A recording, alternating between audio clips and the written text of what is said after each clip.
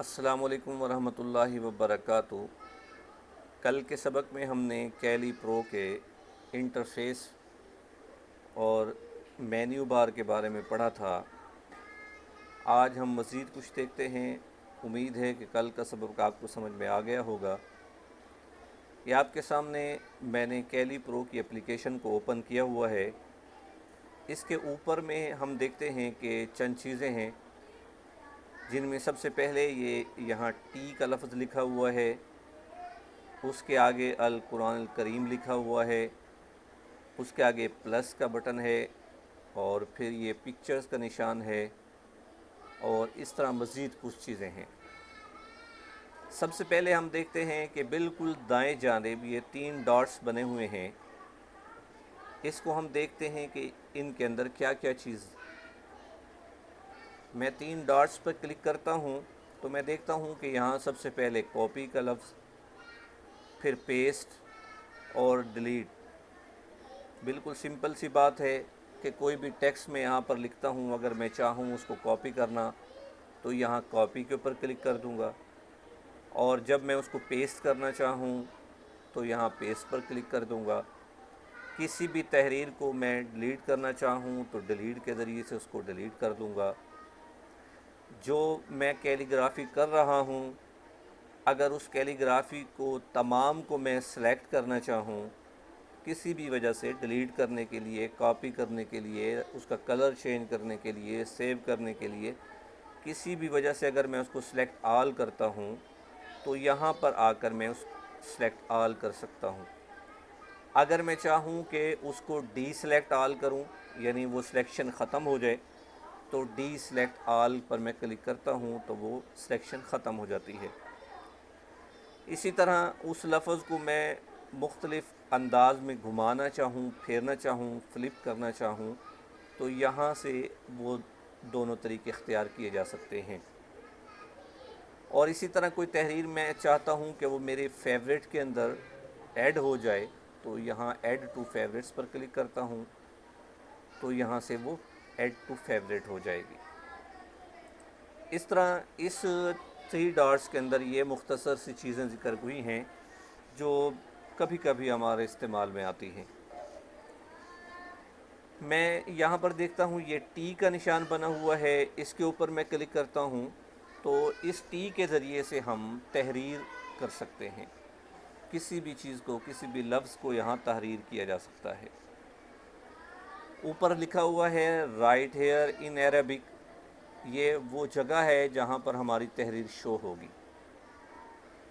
उसके नीचे दीवान नकाश ये लफ्ज़ लिखा हुआ है। जब मैं इसके ऊपर क्लिक करता हूँ तो मेरे सामने बहुत सारे फ़ॉन्ट्स आ जाते हैं, यानी जो मैं तहरीर लिखूँगा फिर इन फ़ॉन्ट्स में से जिस फ़ॉन्ट में उसको ढालना चाहूँ उस पर मैं क्लिक कर दूँगा तो वो तहरीर उसी फ़ॉन्ट के अंदर हमारे सामने आ जाएगी। मैं ये भी करके दिखाता हूँ। इसके साथ ही आगे ये इसका साइज़ है कि ये जो हम तहरीर लिख रहे हैं उसका साइज़ कितना होना चाहिए, और फिर वो हमारी तहरीर वो दरमियान में बराबर हो, आगे पीछे से, या एक साइड पे बराबर होनी चाहिए। तो इनमें से जिस पर मैं क्लिक करूँगा तो वही सूरत हमारे सामने आ जाएगी। फिर उसके नीचे ये स्प्लिट टेक्स्ट बाय स्पेस, उनके दरमियान में स्पेक्स के एतबार से फासला वगैरह, ग्रुप के अंदर लाइन, यहाँ से इसको हम चेक भी कर सकते हैं, अनचेक भी कर सकते हैं। ये इतना इस्तेमाल होने वाली चीज़ नहीं है। मैं यहाँ पर कोई तहरीर लिखता हूँ। एक बात का ख्याल कीजिए कि चूँकि ये एप्लीकेशन अरबिक है, अरबी है, तो यहाँ पर अरबी कीबोर्ड इस्तेमाल करेंगे तो सही तरीके से हमारी तहरीर आएगी, क्योंकि बहुत सारे अल्फाज ऐसे हैं जो उर्दू के अंदर नहीं होते, अरबी के अंदर होते हैं, या अरबी के अंदर नहीं होते, उर्दू के अंदर होते हैं। दोनों में फ़र्क है बाज़ अल्फाज के एतबार से। मिसाल के तौर पे लफ्ज़ गाफ़ है, वो उर्दू के अंदर तो होता है लेकिन अरबी में नहीं होता। इसी तरह और भी बहुत से अल्फाज हैं कि जब वो अल्फाज आप उर्दू के एतबार से लिखेंगे तो यहाँ पर वो शो नहीं होंगे, तो इसलिए अरबिक कीबोर्ड को आप सिलेक्ट करेंगे। बाकी रही ये बात कि बाज़ लफ्ज़ ऐसे हैं कि जो हम अरबी के अंदर तो नहीं होते, लेकिन हम वो ज़ाहिर है नाम के अतबार से तो लिखना चाहेंगे, जैसे लफ्ज़ गाफ है, लफ्ज़ चे है। तो इस तरह के जो अल्फाज हैं तो उसके लिखने का भी हम आपको तरीका बताएंगे इंशाअल्लाह। तो हम यहाँ पर नीचे एक अरबिक कीबोर्ड को सिलेक्ट करते हैं और यहाँ पर हम कोई लफ्ज़ लिखते हैं। पहले यहाँ पर सिलेक्ट, यहाँ पर हम जैसे ये लफ्ज़ है इस्लाम वेब, ये लफ्ज़ हम यहाँ पर लिखते हैं। तहरीर करने के बाद हमने यहाँ पर उस फाउंट को सिलेक्ट करना है जिसमें हम इसको लिखना चाहते हैं। तो जिसके ऊपर भी आप क्लिक करेंगे तो वो फाउंट आपके सामने आ जाएगा। मैंने कल भी आपको चंद चीज़ों का फ़र्क बताया था अनल मुख्तलिफुल ख़त में और कैली प्रो में।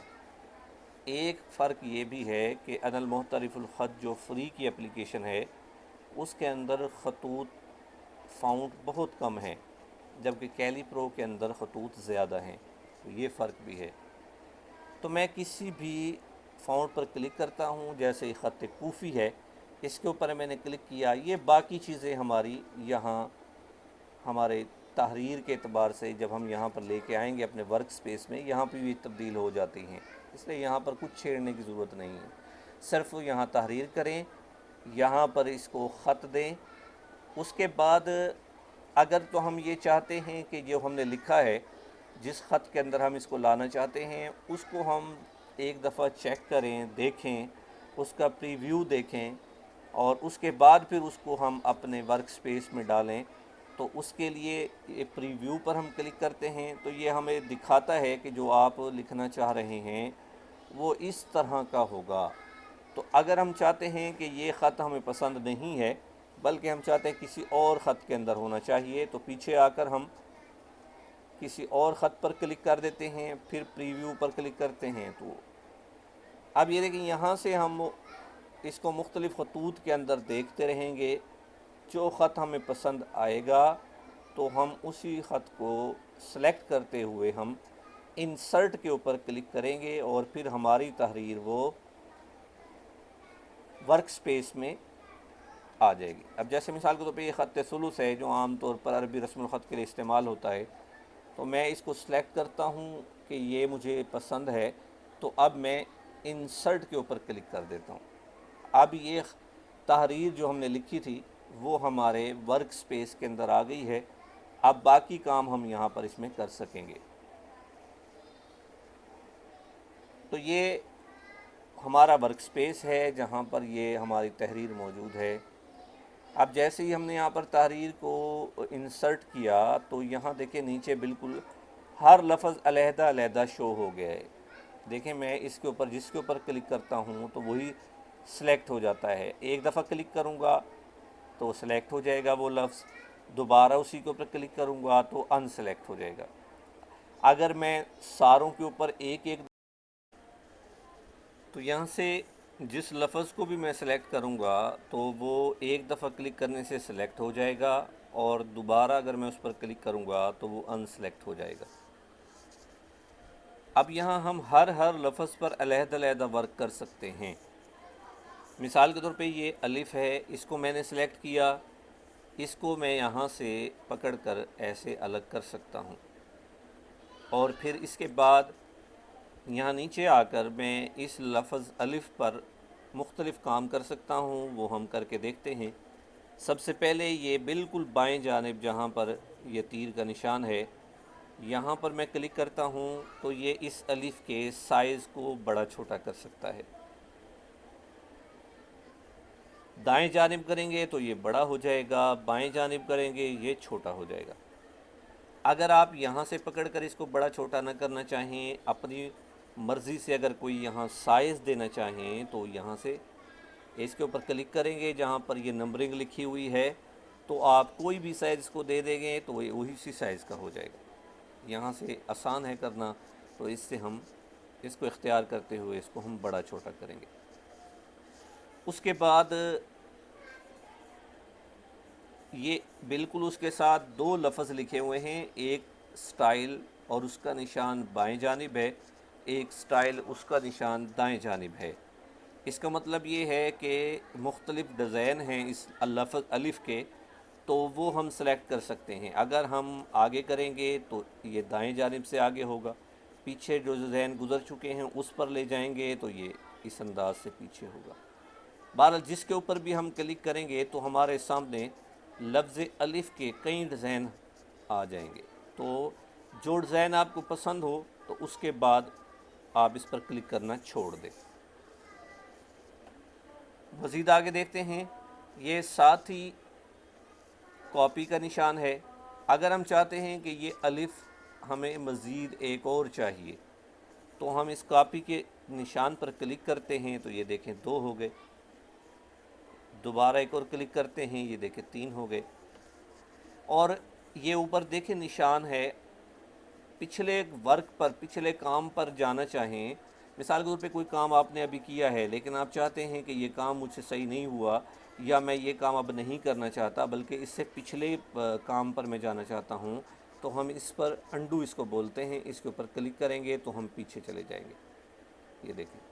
और अगर हम चाहते हैं कि जिस काम से हम पीछे वापस आए हैं दोबारा उसी पर जाएं, तो फिर हम दोबारा दाएं वाले निशान पर क्लिक करेंगे तो देखें ये फिर आगे चला जाएगा। तो इसको हम सिंगल अलिफ बना देते हैं क्योंकि 2 की अभी हमें ज़रूरत नहीं है। इसके बाद ये साथ ही डिलीट का बटन है। अगर हम किसी लफ्ज़ को डिलीट करना चाहें तो इसके ऊपर क्लिक करेंगे, ये डिलीट हो जाएगा। लेकिन हम अगर चाहते हैं कि ये डिलीट हमसे गलती से हो गया है, वापस जाना चाहें तो हम ऊपर से अंडू कर देंगे इसको, ये इसके ऊपर क्लिक कर देंगे तो हम वापस आ जाएंगे। उसके बाद साथ वाले बटन है, इससे ये सारे सेलेक्ट हो जाएंगे। दोबारा एक दफ़ा दबाएंगे, अनसेलेक्ट हो जाएंगे। ये वाला जो लफ्ज़ है इस पर एक दफ़ा क्लिक करेंगे, सारे के सारे अल्फाज सेलेक्ट हो जाएंगे और फिर हम इसको पकड़ के जहाँ मर्ज़ी ले जा सकते हैं, डिलीट कर सकते हैं, कॉपी कर सकते हैं, सबका स्टाइल तब्दील कर सकते हैं। सेलेक्ट करने के बाद सबका साइज़ छोटा बड़ा कर सकते हैं, कलर तब्दील कर सकते हैं वगैरह ज़ालिक। और अगर हम इनको अनसेलेक्ट करना चाहें, अनचेक करना चाहें तो इसी के ऊपर दोबारा क्लिक करेंगे। ये ब्लैक कलर के अंदर टेक्स्ट है। अगर हम चाहते हैं कि बैकग्राउंड का कलर, ये जो लफ्ज़ हैं इनका कलर तब्दील हो जाए तो हम इसके ऊपर क्लिक करेंगे, पहले इसको सिलेक्ट करेंगे और फिर उसके बाद जो कलर हम चाहेंगे उसी के मुताबिक वो हो जाएगा।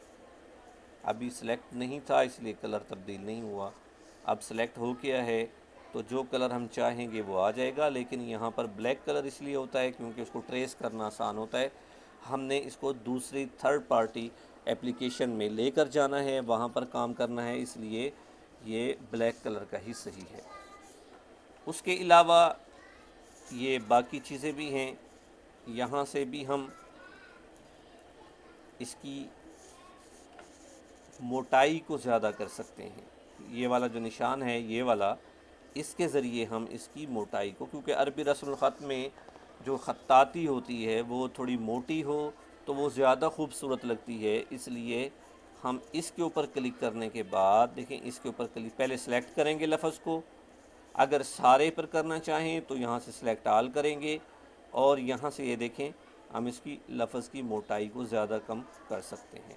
इतनी मोटाई हो कि ये भद्दा ना लगे, बुरा ना लगे, तो इतनी मोटाई होनी चाहिए। बहुत ज़्यादा फिर बुरी लगती है, वो नहीं होनी चाहिए। उसके बाद लफ्ज़ को हम यहाँ जैसे हाथ से पकड़कर, कर्सर से पकड़कर माउस के ज़रिए से आगे पीछे कर सकते हैं। ऐसे ही ये बिल्कुल आखिर के अंदर ये मुख्तलिफ़ अंदाज में लफ्ज़ को ले जाने के लिए हमारे सामने हैं। इनके ऊपर अगर हम क्लिक करेंगे तो ये थोड़े थोड़े आहिस्ता आहिस्ता अंदाज के साथ साइड पर ऊपर नीचे हो जाएंगे। तो ये टेक्स्ट से मुतल्लिक सारी चीज़ें थी जो मैंने आपके सामने बयान कर दी हैं। उम्मीद है कि आपको बात समझ में आ गई होगी। तो आज के सबक के अंदर इतना ही काफ़ी है। आप बहुत सारा इससे काम ले सकते हैं, क्योंकि टेक्स्ट के अंदर ये देखें यहाँ सारे रस्मुल ख़त हैं। आप उन सारे रस्मुल ख़तों में मुख्तलिफ़ नाम लिख के यहाँ पर लेके आएँ, उनको सेव करें। और सेव यहाँ से सेव होगा, वैसे एक दफ़ा मैं बता देता हूँ, फिर भी बाद में बताया जाएगा। तो इस तरह आप मुख्तलिफ़ अंदाज में मुख्तलिफ़ नाम लिख सकते हैं।